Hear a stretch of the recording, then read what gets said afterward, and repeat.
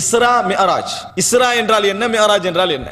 இஸ்ரா என்பது மக்காவிலிருந்து ரசூல் ஸல்லல்லாஹு அலைஹி வஸல்லம் அவர்கள் மஸ்ஜிதுல் அக்ஸாவுக்கு அழைத்து செல்லப்பட்ட நிகழ்வுக்கு தான் இஸ்ரா என்று பெயர். மிஅராஜ் என்பது ரசூல் ஸல்லல்லாஹு அலைஹி வஸல்லம் அவர்கள் மஸ்ஜிதுல் அக்ஸாவிலிருந்து வான உலகுக்கு அழைத்து செல்லப்பட்ட பெயர், அதற்கு மிஅராஜ் என்று சொல்வார்கள். அப்ப இஸ்ரா என்றால் என்ன? மக்காவிலிருந்து அக்ஸா வரைக்கும் அழைத்து செல்லப்பட்ட நிகழ்வு. மிஅராஜ் என்று சொன்னால் மஸ்ஜிதுல் அக்ஸாவில் இருந்து 7 வானங்கள் வரைக்கும் ரசூல் ஸல்லல்லாஹு அலைஹி வஸல்லம் அழைத்து செல்லப்பட்ட நிகழ்வு. அஸ்ரா என்று சொன்னால் இரவில் அழைத்து செல்வது என்று அர்த்தம். அஸ்ரா என்றால் இரவில் அழைத்து சென்றார் அப்படின்னு அர்த்தம். சூரத்துல் இஸ்ராண்டே ஒரு சூரா என்ன செய்கிறது இருக்கிற சூரத்து பனி இஸ்ராயீல் என்றும் அதுக்கு என்ன செய்வார்கள் சொல்வார்கள். அப்ப ரசூல் ஸல்லல்லாஹு அலைஹி வஸல்லம் இரவில் அழைத்து செல்லப்பட்ட அந்த நிகழ்வை குறிப்பதற்காக இஸ்ரா என்று வழங்கப்படும். அடுத்ததாக என்ன? மிஅராஜ்.